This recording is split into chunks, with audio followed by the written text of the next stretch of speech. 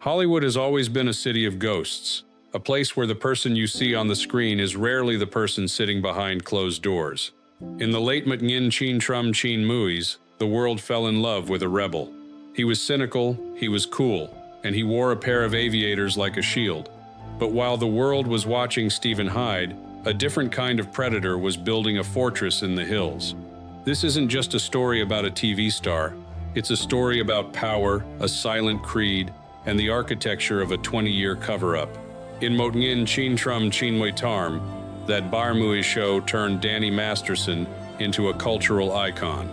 He played Stephen Hyde, the anti-establishment, system-hating teenager with a dry wit. The public bought into the persona. They saw him as the relatable underdog. But in reality, Danny Masterson was the ultimate insider. While his character on screen mocked the man, Masterson was a high-ranking member of one of the most litigious and powerful organizations in the world, the Church of Scientology. He wasn't just a celebrity, he was a legacy. Born into the faith, he was protected by a structure that viewed him as royalty. This is the Hyde paradox, a man celebrated for his rebellious image who was, in fact, protected by a rigid, invisible empire. In the world of Society Noir, we look at geography as much as biography. Masterson's home in Hollywood Hills wasn't just a luxury estate, it was a theater of operations. In the early High Ngins, this house became the epicenter of the cool Hollywood scene. The parties were legendary. They were the kind of gatherings where a young actress or a struggling artist felt they had finally made it just by being through the door. But the atmosphere was curated. There was a hierarchy. Masterson sat at the top, surrounded by his inner circle, mostly fellow Scientologists who acted as buffers, lookouts, and witnesses who would eventually see nothing, hear nothing, and say nothing. Forensic analysis of the later trial testimonies reveals a chilling pattern. Masterson didn't hunt in the shadows, he hunted in plain sight. His victims weren't strangers. They were women from his own social and religious circle, women who trusted him because the system told them he was a good guy. Multiple Jane Does described a similar, terrifying sensation. It started with a drink, often a special mix prepared by Masterson himself. Within minutes, the world would tilt. This wasn't the typical dizziness of alcohol, it was a physical paralysis. Victims described being conscious but unable to move, a classic sign of chemical incapacitation. In the eyes of a predator who believes he is untouchable, consent isn't a conversation, it's an inconvenience to be bypassed. In his bedroom, behind soundproofed walls, the Golden Prince would drop the mask. He didn't just want sex, he wanted the total exercise of power over someone he viewed as lesser on the spiritual scale. What makes this case a dark society masterpiece is the immediate aftermath of the crimes. In a normal world, a victim goes to the police. In Masterson's world, that was not an option. Within the Church of Scientology, there is a policy known as the suppressive person SP doctrine. If a member reports another member to secular authorities like the LAPD, they risk being declared. This means total disconnection. Your mother, your father, your siblings, and your friends are forced to treat you as if you are dead. Imagine the psychological prison. You have just been brutally assaulted by a man you considered a friend. You are traumatized, bleeding, and broken. You turn to your church for help, and they tell you, it was your fault. You pulled this in. If you speak to the police, you lose your family forever. Masterson didn't just commit a crime, he outsourced the cover-up to a global organization. He was a man who lived in a vacuum where the laws of California didn't apply, only the laws of the architect. For years, the rumors stayed in the whispers of the LA underground. Masterson's career continued to flourish. He moved from that Bai Mui's show to the ranch. He married a beautiful actress. He became a father. To the outside world, he was the success story of the Chin Mu's era. But beneath the surface, the victims were living in a state of perpetual High Ngin lair moat. While Masterson walked the red carpets, the women he broke were struggling to breathe in a world that told them their trauma didn't exist. The silence wasn't just a lack of noise, it was a heavy, suffocating blanket maintained by high-priced lawyers, private investigators, and religious intimidation. The Golden Prince thought he had won. He thought time had eroded the evidence. But in the world of noir, the past is never dead. It's just waiting for the right moment to scream. While the world was busy laughing at the scripted antics of Danny Masterson on television, a much darker, unscripted reality was unfolding behind the high, fortified walls of his Hollywood lifestyle. This was the era of absolute invincibility. Masterson didn't just have money, he had a shield forged in the fires of a global organization that viewed secular law as a mere suggestion. In this world, justice wasn't found in a courtroom, it was negotiated in the shadows of the Church of Scientology's secretive headquarters. To understand how a man could commit multiple atrocities for 2 decades without a single handcuff touching his wrists, you have to understand the concept of fair game. Within the elite circles of Masterson's faith, anyone who threatens a high-ranking member is considered fair game for any means of destruction. We are talking about private investigators following victims to their grocery stores, cameras mounted on trees outside their homes, and the systematic poisoning of their reputations. Masterson didn't just want silence, he wanted the total psychological annihilation of anyone who dared to remember what happened in his bedroom.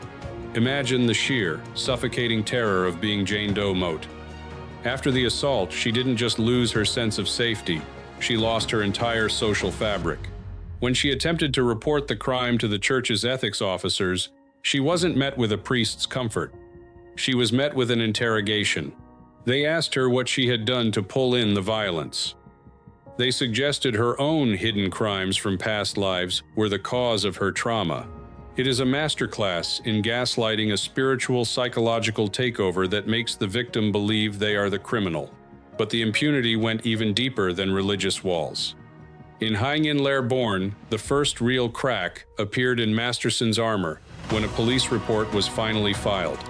This should have been the end. The evidence was there. The testimonies were chillingly consistent. Yet, mysteriously, the case went cold. The files seemed to vanish into the bureaucratic labyrinth of the LAPD. In the noir world, we call this the systemic shadow. Masterson's legal team wasn't just defending a client, they were managing an asset.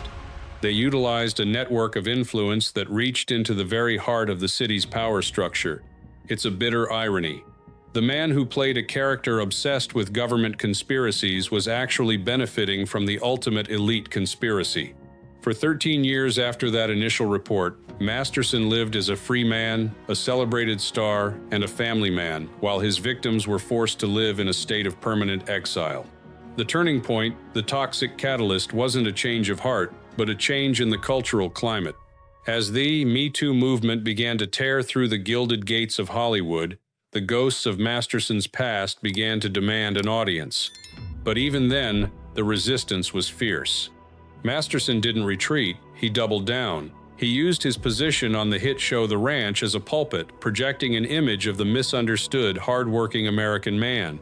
Imagine the audacity. Imagine watching the man who shattered your life receive standing ovations and multi-million-dollar contracts, knowing that the truth was being held hostage by a non-disclosure agreement and a threat of religious excommunication. This wasn't just a career, it was a 20-year performance of innocence, funded by an industry that preferred a profitable star over a difficult truth. But even the most sophisticated machine has a breaking point. When investigative journalists began digging into the unusual relationship between the LAPD and the Church of Scientology, the silent fortress began to crumble. The victims, who had been isolated and terrified for years, realized they were not alone. They found each other in the dark. This was the moment the freefall began. Masterson's arrogance, which had been his greatest weapon, now became his fatal flaw. He truly believed the system he had built, the investigators, the lawyers, the religious doctrine, was impenetrable. He believed he had handled the situation. But in the forensic light of a modern courtroom, his charisma looked like manipulation, and his parties looked like hunting grounds. The weight of his own ego was finally becoming too heavy for the pedestal to hold. As the first official charges were finally brought in Hang In Lair Hai Mui, the mask didn't just slip, it shattered. The golden boy of the Chin Muse was about to face a reality where his celebrity status wouldn't be a shield, but a spotlight. The shadows were receding, and for the first time in 20 years, Danny Masterson was standing in a room he couldn't control. The courtroom is a sterile place, designed to strip away the cinematic filters and the expensive PR lighting. For Danny Masterson, it was the first time in his adult life that he couldn't simply clear his record with a massive donation or a spiritual auditing session. The trial wasn't just about specific dates or chemical substances. It was a forensic autopsy of a lifestyle built on the assumption that other human beings are disposable resources. As the victims took the stand, the cool guy persona Masterson had spent decades perfecting began to look grotesque. It's one thing to be a rebel on a sitcom set. It's quite another to be a born Mumbai-year-old man facing the cold, unblinking eyes of women whose lives you methodically dismantled. The defense tried every trick in the Hollywood playbook. They smeared the victims, they questioned their memories, and they desperately tried to keep the word Scientology out of the record. But the truth has a funny way of being heavier than any church's doctrine. Imagine the silence in the room when the verdict was read.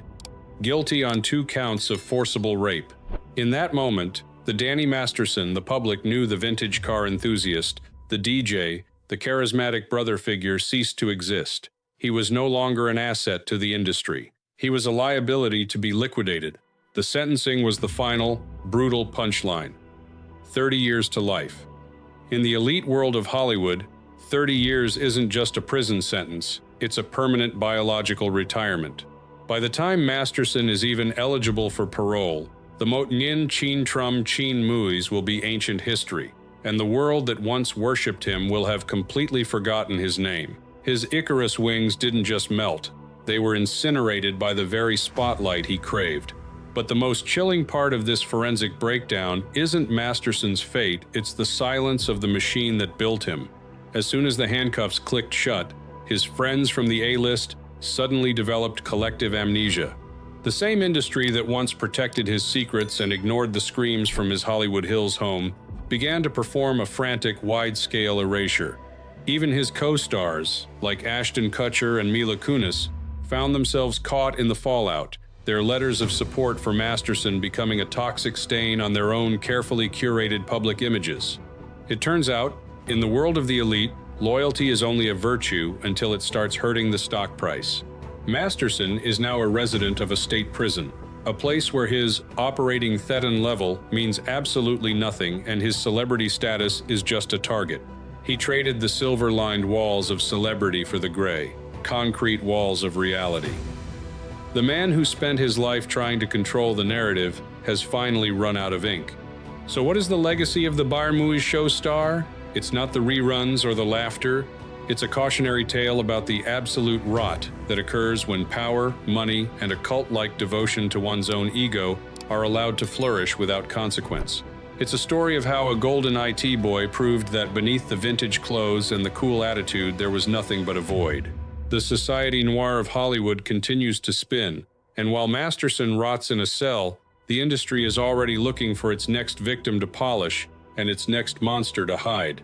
But for the women who fought for 20 years to be heard, the silence is finally peaceful. The joke is over. The punchline was his life, and the curtain has finally, mercifully, fallen. Welcome to the end of the show. Stay sharp, because in this world the brightest lights always cast the longest, darkest shadows.